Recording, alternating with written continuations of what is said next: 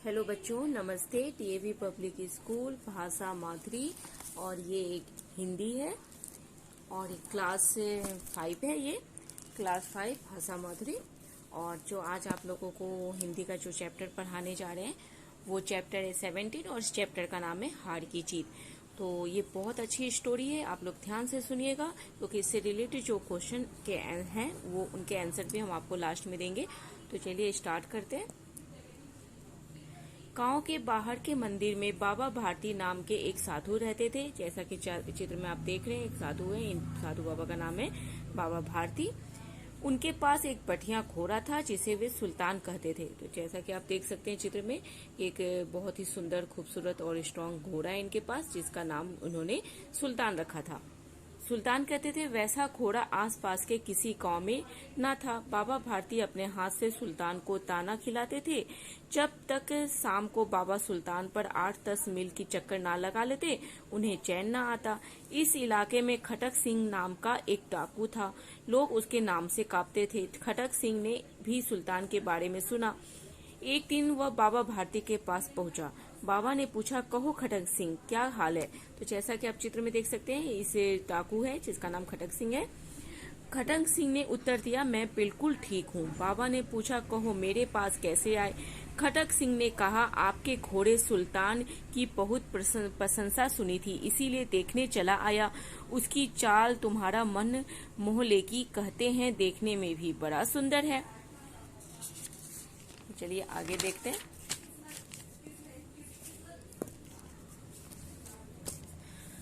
बाबा भारती उसे अस्तबल में ले गए। अस्तबल जहाँ घोड़े का जहाँ बांधा जाता है, घोड़े को जहाँ रखा जाता है, उसके घर को आप कह लीजिए, उसे अस्तबल कहते हैं। बाबा भारती उसे अस्तबल में ले गए। बाबा ने घोड़ा दिखाया घमंड से। खटक सिंह ने घोड़ा देखा आश्चर्य से। ऐसा बांका घोड़ा उसने कभी ना देखा था। पालकों किसी अधीरता से बोला, बाबा जी इसकी चाल ना देखी तो क्या? बाबा जी भी मनुष्य ही थे।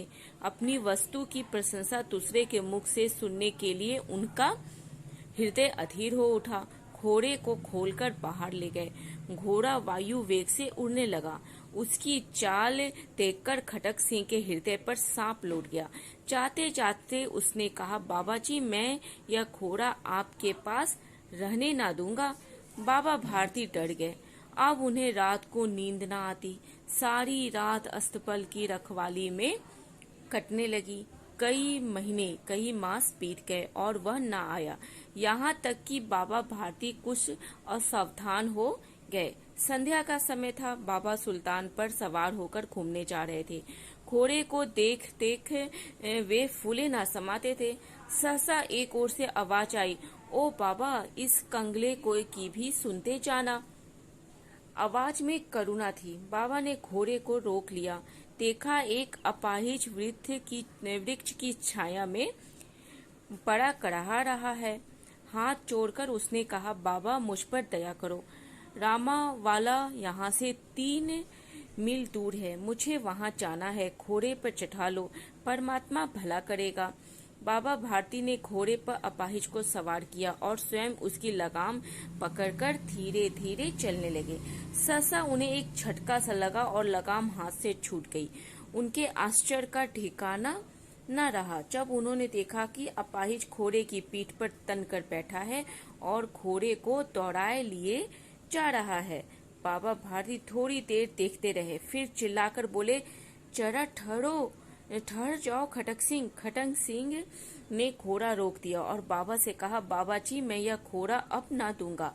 कुछ सप्ताह थे वो भी देखते जाइए। अस्तबल मतलब घोड़ों के रहने का स्थान, जैसा कि हम आपको पहले बता चुके हैं। पाका मतलब सुंदर, छड़ा, जवान, फुर्तीला, इसे पाका कहते हैं। और बाबा जी फिर खटक सिंह कहते हैं, बाबा जी मैं यह घोड़ा अब ना दूंगा। आगे देखिए, चित्र में भी आप देख लीजिए कि जो खटक सिंह है वो भिखारी का, बूढ़े का रूप लेकर आता है, फटक पुराने कपड़े पहन के, और वो घोड़े को दौड़ाकर ले जाता है और पीछे बाबा भारती देखते रह जाते हैं। फिर बाबा ने कहा, भाई मुझे घोड़ा न चाहिए, यह तुम्हारा है, बस तुम मेरी एक बात सुनते जाओ। मेरी प्रार्थना है कि इस घटना का किसी के सामने जिक्र न करना। खटक सिंह का मुंह आश्चर्य से खुला रह गया। उसने पूछा, बाबा जी, इसमें आपको क्या डर है? सुनकर बाबा भारती ने उत्तर दिया, लोगों को यदि इस घटना का पता लग गया तो वे किसी करीब पर विश्वास न करेंगे। यह कहते कहते उन्होंने सुल्तान की ओर से मुंह मोड़ लिया। बाबा भारती चले गए, परंतु उनके शब्द खटक सिंह के कानों में गूंजते रहे। रात के अंधेरे में खटक सिंह अस्तबल में पहुंचा। फाटक खुला था। उसने चुपचाप घोड़े को अस्तबल में बांधा और चला गया। सुबह स्नान करने के बाद बाबा भारती के पांव रोज की तरह अस्तबल की ओर बढ़ गए। फाटक पर पहुंचकर उन्हें अपनी भूल का पता चला। वे वहीं रुक गए। सुल्तान ने बाबा के पैरों की आवाज पहचान ली और वह हिनहिनाया। वे खुशी से दौड़ते हुए अंदर घुसे और घोड़े के गले से लिपट गए। फिर वे संतोष से बोले, अब कोई करीब की सहायता से मुंह न मोड़ेगा। तो ये बहुत अच्छी स्टोरी है और इस प्यारी सी स्टोरी को लिखने वाले जो लेखक का नाम है सुदर्शन जी। सुदर्शन जी ने इस स्टोरी को लिखा है। तो जैसा कि इस कहानी से आपको पता चलता है, हार की जीत, हारने के बाद भी वो जीत गए, इसी को कहते हैं हार की जीत। तो बाबा भारती तो जैसा कि वो हार गए थे और उनके हाथ से उनका प्यारा घोड़ा निकल गया था, लेकिन उन्होंने एक ऐसी बात कही जो खटक सिंह के दिल को चोट कर गई और वो जीत करके भी हार गया और बाबा भारती हार करके भी जीत गए। इसलिए इस स्टोरी का नाम रखा गया है हार की जीत। तो जैसा आगे इसका क्वेश्चन है वो देख लीजिए।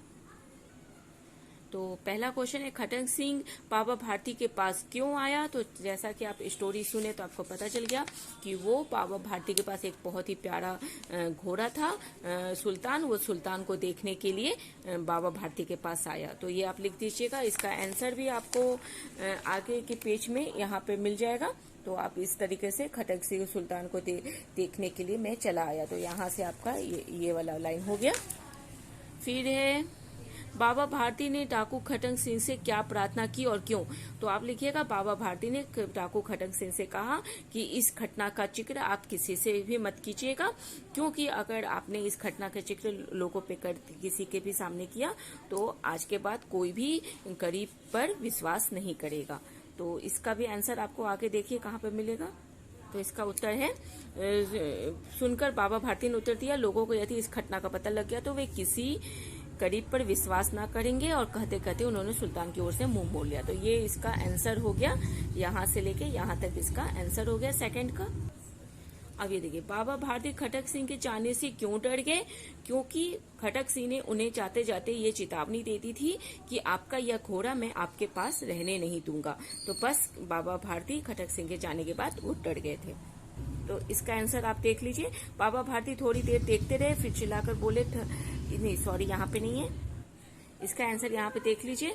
उसकी चाल देखकर खटक सिंह के हृदय पर सांप लौट गया और जाते जाते उसने बाबा भारती से बाबा जी से बोला मैं यह घोड़ा आपके पास रहने ना दूंगा। तो बाबा भारती डर गए। तो उसकी ये यहाँ से लेकर यहाँ से खटक सिंह के हृदय पर सांप लौट गया उसकी चाल देखकर, और यहाँ से लेकर यहाँ तक आपका तीसरे का आंसर हो गया। इस तरीके से तीनों का आंसर आपको बता दिए। फिर आपको टिक द फ्लॉपिंग है, बाबा भारती के घोड़े का क्या नाम था? तो आपको 3 ऑप्शन दिया हो गया है, जैसे राजा, सुल्तान और चेतक। तो सुल्तान पे टिक लगाइएगा। घोड़ा दिखने में कैसा था? बांका, काला, खूब मोटा। पाका मतलब स्ट्रॉन्ग, एकदम फुर्तीला, रहा जिसे कहते हैं जवान, उसे कहते हैं। तो यहाँ पे पाका पे टिक लगाइएगा। फिर नीचे की 5वां है, नीचे लिखे कथन किसने कहे और किससे कहे। तो एक कॉलम है किसने कहा और किससे कहा। तो कॉलम बना हुआ है। तो पहला है मैं बिल्कुल ठीक हूँ। तो ये किसने कहा और किससे कहा? तो चलिए बता रहे हैं। बाबा भारती ने कहा मैं बिल्कुल ठीक हूँ। किसने कहा? खटक सिंह ने कहा। किससे कहा? बाबा भारती से कहा। उसकी चाल तुम्हारा मन मोह लेगी। किसने कहा? बाबा भारती ने कहा। किससे कहा? खटक सिंह से कहा। फिर तीसरा है, कहते हैं देखने में भी बड़ा सुंदर है। खटक सिंह, किसने कहा? खटक सिंह ने कहा। बाबा भारती से कहा। अब कोई करीब की सहायता से मुंह ना मोड़ेगा। किसने कहा? बाबा भारती ने कहा। किससे कहा? सुल्तान, अपने घोड़े से कहा, सुल्तान से कहा। सुल्तान से कहा या फिर इसमें किससे किससे कहा, तो आप अपने आप से कहा, ये भी कह सकते हैं, क्योंकि उन्होंने सुल्तान के सामने अपने आप से ही मन में ही बोला। तो इस तरीके से हो गया। और है बातचीत के लिए है, ये इम्पोर्टेंट नहीं है, फिर भी आप देखते चाहिए इस क्वेश्चन को भी। खटक सिंह से सब क्यों डरते थे? क्योंकि वो एक बहुत ही खूंखार डाकू था। क्या सबका खटक सिंह से डरना ठीक था? ये भी अपने अनुसार अपने सोच के अनुसार इसका आंसर दीजिएगा। तीसरा है, अगर आप खटक सिंह से मिलते तो आप उसके साथ कैसा व्यवहार करते? ये भी आप ही के बुद्धि के अनुसार है कि आप अपने से सोच के बताइए कि आप अगर किसी डाकू से मिले तो आप उसके साथ कैसा व्यवहार करेंगे। चौथा है, किसी ऐसी घटना के बारे में बताइए जब आपने किसी की तारीफ की हो या किसी ने आपकी तारीफ की हो। तो ये भी आपकी कल्पना के आधार पर क्वेश्चन है, वो आप देख लीजिएगा। फिर है, अनुमान और कल्पना के आधार पर खटक सिंह अगर घोड़ा वापस नहीं करता तो क्या होता? तो ये भी सोचकर बताइए कि अगर वो वापस ना करता तो फिर बाबा भारती जी का क्या होता, और आगे का कहानी आप स्टोरी अपने अनुसार से बनाइएगा। दूसरा है, बाबा भारती यदि अपाहिज को घोड़े पर ना बिठाते तो कहानी में क्या बदलाव होता? तो सोच लीजिए, अगर वो तो डाकू था, अपाहिज बनकर आया था, अगर वो अपाहिज ना होता और वो उस अपाहिज को घोड़े पर ना बिठाते और वो चुपचाप चलते चले जाते, तब खटक सिंह क्या करता? तो अपनी सोच के अनुसार क्या वो अपाहिज बनकर चुपचाप बैठा रहता या फिर दौड़कर जाकर अपना रूप दिखाता अपना और उसके बाद अपना रौब दिखाकर घोड़ा छीन लेता? क्या करता? वो अपनी कल्पना के आधार पर, अनुमान के आधार पर इस दोनों का आंसर दीजिएगा। फिर है आपकी बात, आपको रोज रोज कौन से काम करने पसंद है, उन पर चर्चा कीजिए और लिखिए। तो जैसा कि आप चित्र में देख सकते हैं, यहाँ 5 चित्र है। तो रोज रोज कौन से आपको काम करने पसंद है? कि मार्केट जाके आपको सब्जी लानी पसंद है, मार्केटिंग करनी पसंद है, या खाना पीना, फल खाना, फ्रूट्स खाना पीना पसंद है, या किताबें पढ़ना पसंद है, या कुछ लिखना पसंद है, या ड्राइंग करना पसंद है। ये 5 काम में से कौन से काम आपको करना पसंद है, क्यों करना पसंद है रोज रोज? तो उन पर आप चर्चा कीजिए और अपने इन 5 में से जो आपको रोज रोज करना आपको पसंद है वो लिखिए। तो ये आपके लिए एक तरह से आप होमवर्क कह सकते हैं कि आपका होमवर्क है, इस तरीके से आप इसे कर सकते हैं। फिर है भाषा की पाठ में आए निम्नलिखित युग्म शब्द पूरे कीजिए। तो युग्म शब्द जो आपके इस चैप्टर में रिलेटेड आया है वही शब्द आपको इस प्लैंक के कॉलम में आपको लिखना है। जैसे 8 आसपास, जैसे है ना, आसपास चैप्टर में आएगा, आसपास के गांव में सुल्तान जैसा घोड़ा नहीं था, तो आसपास ये चैप्टर में आया है। 8-10 मील की, बाबा भारती 8-10 मील की सैर सुल्तान पे नहीं कर लेते थे, तब तक उन्हें चैन नहीं आता था। जैसे किताब में है ना, 8-10 मील की सैर पूरी नहीं कर लेते तो बाबा भारती को चैन नहीं आता। तो 8-10 वायु वेग, तो सुल्तान वायु वेग की गति से दौड़ने लगा, तो ये भी पाठ में आया है। उसी तरह है, चाहते चाहते खटक सिंह ने कह दिया, फिर देखते रह गए, तो वो बाबा भारती देखते रह गए। तो इस तरीके से आया है, कहते इस तरीके से आप जो भी पाठ में युग्म शब्द आया, जोड़ा मतलब इसके बाद क्या वर्ड आया है वो आप लिख सकते हैं। इस तरीके से आपको युग्म शब्द आपको बता दिए। फिर आप एक बार देख भी लीजिए, आपको थोड़ा सा आ भी जाएगा आइडिया। जैसे है ना, कहते और इस तरीके से बाबा जी से अब है, जैसे एक युग्म शब्द यहाँ पे हमको दिख रहा है, जैसे कहते, तो इस तरीके से हो गया। और आगे में देख लीजिए, आस पास, ये 2 युग्म शब्द हो गया। तो ये सब आपका युग्म शब्द है जो यहाँ पे है ना, 8-10 मील। तो आपको इसी को युग्म शब्द कहते हैं कि मतलब उससे रिलेटेड क्या बोला गया है, तो जो चैप्टर में आया वही चीज आपको यहाँ पे लिखना है। फिर नीचे दिए गए शब्द कोश में किस क्रम में आएंगे, शब्द किस क्रम में आएंगे, इन शब्दों को उसी क्रम में रेलगाड़ी के डिब्बों में लिखिए। जैसे आपको देखिए शब्द है, जैसे मनुष्य, वृक्ष, फाटक, घोड़ा, अस्तबल, गांव, साधु।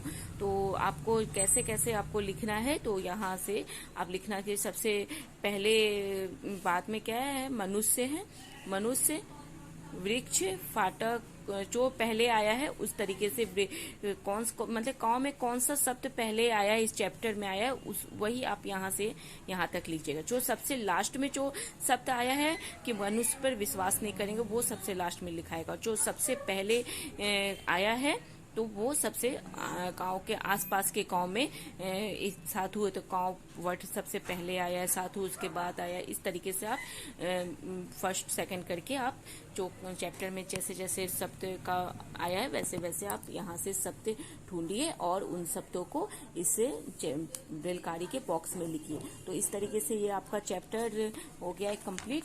आगे थोड़े से क्वेश्चन और हैं, वो भी आप देख लीजिए। जैसे है कि तीसरा क्वेश्चन, नीचे दिए गए वाक्यों को बोल कर पढ़िए और इनमें आए विराम चिन्हों पर ध्यान दीजिए। जैसे विराम चिन्ह इन्हें कहते हैं। तो जैसे चढ़ा ठहर जाओ खटक सिंह, एक वर्ड पूरा हो गया, उसके बाद विराम चिन्ह आया है। कौन सा विराम चिन्ह? प्रश्नवाचक विराम चिन्ह हुआ, मतलब एक क्वेश्चन मार्क टाइप का हुआ कि जरा ठहर जाओ बोले। फिर बाबा जी इसमें आपको क्या डर है, वो क्वेश्चन पूछ रहा है, आश्चर्य से पूछ रहा है, तो प्रश्नवाचक चिन्ह है। तो ये इस विराम चिन्हों पर ध्यान दीजिए कैसे कैसे लगाए। कहो मेरे पास कैसे आए, ये भी प्रश्न है इनका कि प्रश्न पूछ रहे हैं, तो ये प्रश्नवाचक है, ये विराम है, ये विराम चिन्ह हुआ और ये प्रश्नवाचक चिन्ह हुआ। मैं बिल्कुल ठीक हूँ, तो ये उन उत्तर देते हैं, तो ये एक विराम है, मतलब इसके बाद ये स्टॉप हो गया। मैं बिल्कुल ठीक हूँ मतलब बस अब आके कुछ बात कहने को नहीं रह गया। तो यहाँ पे विराम खड़ी बाई हो गया। फिर बाबा मुझ पर दया करो, ये भी है कि वो हेल्प मांग रहा है, बस इसके बाद वो कुछ बोल नहीं पाया, विराम हो गया मतलब स्टॉप है, तो ये खड़ी बाई है। तो इस तरीके से आप इसके लास्ट वाले इस पर ध्यान दीजिए। फिर है जीवन मूल्य, इस घटना का किसी के सामने जिक्र ना करना। लोगों को यदि इस घटना का पता लग गया तो वे किसी करीब पर विश्वास ना करेंगे। बाबा भारती के कथन को सुनकर डाकू खटक सिंह का भी मन बदल गया। क्यों बदल गया? आखिर इस दो लाइन के इनमें ऐसी, इस बाबा भारती के बात में ऐसी क्या गहन बात छिपी हुई थी, क्या एक मूल बात छिपी हुई थी जिसके कारण खटक सिंह जैसे डाकू का भी मन बदल गया और वो उसने अपनी ली हुई चीज को फिर वापस कर दिया। आखिर इस बात से आप क्या समझते हैं, इसमें क्या गहराई छुपी हुई है, इसका बात बताइए, मतलब इसे आप ध्यान से बताइए।